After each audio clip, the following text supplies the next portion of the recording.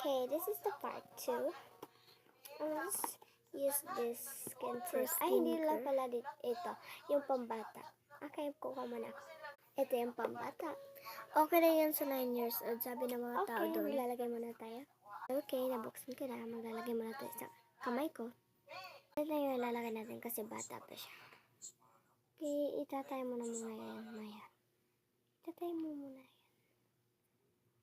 Okay. What is blush? Sa ilong. Ako ay magbe-blend kasi kaya Siya yung bahala ako. magbe-blend. Alam niya naman kung paano gawin. Next naman. Sige, fine. Sige, kasi ito yung gagamitin natin na powder kasi pambata to. Kukuha lang tayo. Ganun ba kayong Arius, guys?